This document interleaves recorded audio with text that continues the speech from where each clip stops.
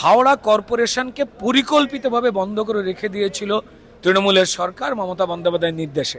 চোখের জল ফেলেছে, কিন্তু আবার সেই জল মুছে পশ্চিমবঙ্গের মানুষই সাহস দিয়েছেন যে লড়াইটা আমাদের জন্য, লড়াইটা তো একা তোমার নয়, তাই আবার ওঠো।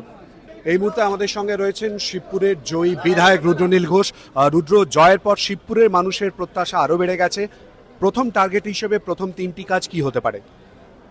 দেখুন, নাগরিক অধিকার, নাগরিক সম্মান ভুলুণ্ঠিত হয়েছে যে কয়েকটি কাজের মধ্যে, তার মধ্যে একটি বিরাট গুরুত্বপূর্ণ কাজ 2018 সাল থেকে হাওড়া কর্পোরেশনকে পরিকল্পিতভাবে বন্ধ করে রেখে দিয়েছিল তৃণমূলের সরকার মমতা বন্দ্যোপাধ্যায়ের নির্দেশে। কারণ কে কাউন্সিলর আবার টিকিট পাবেন এটা নিয়ে নাকি তৃণমূলের মধ্যে খুনোখুনি হবে এবং লুটপাট যাতে চালানো যায় একই রকম ভাবে, তাই প্রশাসক বসিয়ে এই তৃণমূলেরই প্রাক্তন যে কাউন্সিলররা, এমএলএ এমপিরা সবাই মিলে একটা চুরির জাল বুনেছিল।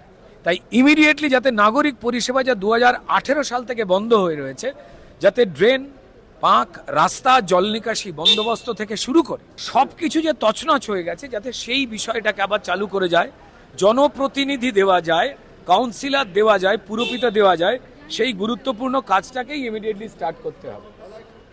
ফলত এটাই গুরুত্বপূর্ণ প্রথম। তারপর হেলথ সেন্টারগুলো ডেভেলপমেন্ট করা এবং তার সঙ্গে সঙ্গে নিকাশি ব্যবস্থা, অনেকগুলো কাজ রয়েছে। জল জমা তো নিকাশি ব্যবস্থাতে প্রবলেমের মধ্যেই পড়ছে। অপরিকল্পিত উপায়ে ড্রেনেজ সিস্টেম তৈরি করা, ভ্যাটগুলো এমন অবস্থা হয়ে রয়েছে, ড্রেন এবং ভ্যাটের জন্য রোগ জীবাণু বাড়ছে, মানুষ মারা যাচ্ছেন ডেঙ্গিতে। এই অপরাধ তৃণমূল সংগঠিত করেছে বারবার, মানুষ মরেছে, তারা শুধু লুটেই মত্ত ছিলেন। তো তাই এই কাজগুলো করা পাহাড় প্রমাণ একটা কাজ, যা করা হয়নি তা চুটকিতেই তো সম্ভব নয়। একের পর এক, ধাপের পর ধাপ যেতে হবে। আমাদের খুব দুশ্চিন্তা হচ্ছে যে কদিন পরেই বৃষ্টি আসতে চলেছে, হাওড়াতে ভেলাও বেরোয়, আমরা জানি।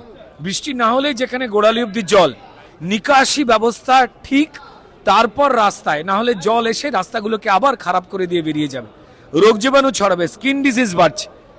হেলথ সেন্টারগুলোকে আরো পুনরুজ্জীবন করা, 3-4টি হেলথ সেন্টার যা বিশল্যকরণের মতো ছিল হাওড়া তথা আমাদের শিবপুরের মানুষের কাছে, সেগুলো গ্রো করা। আর এক শিল্প কলকারখানা যার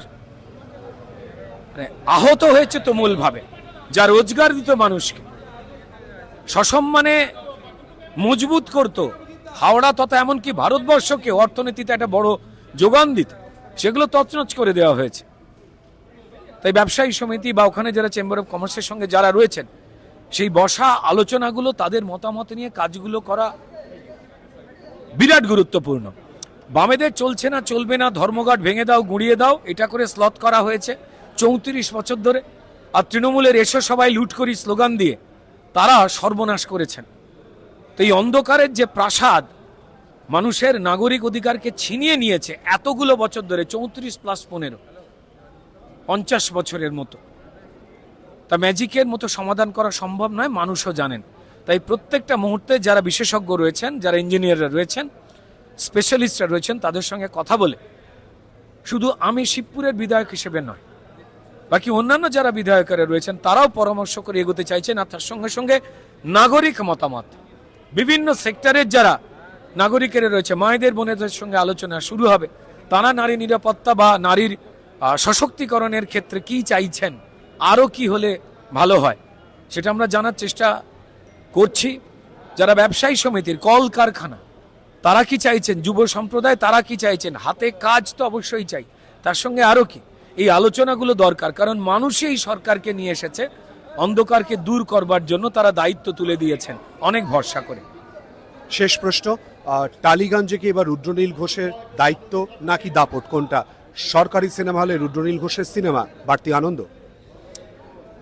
দেখুন, সবারই সিনেমা তো চলা উচিত ছিল, সবারই লেখালেখি করা উচিত ছিল, সবারই তো গান গাওয়া উচিত ছিল। সরকারি যে ব্যবস্থা, তাতে তো সবার জন্যই কথা বলা রয়েছে।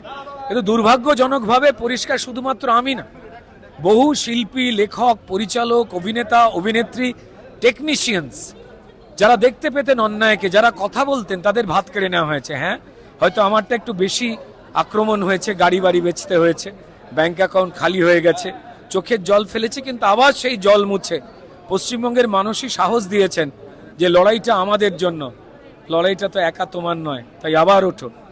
তাই আমরা সবাই মিলে এই লড়াই লড়েছি। যারা এই লড়াইতে ছিলেন না, যারা এখন ফুলমালা দিচ্ছেন, তাদের ধন্যবাদ জানাই, কৃতজ্ঞতা জানাই।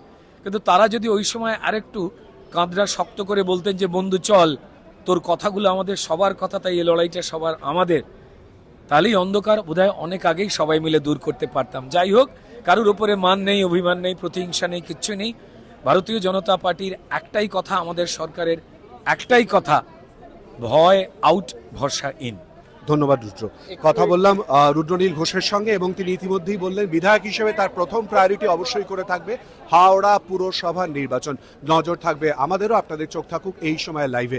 ক্যামেরায় কিশোর মুখোপাধ্যায়ের সঙ্গে শিলাদিত্য কর, বিধানসভা।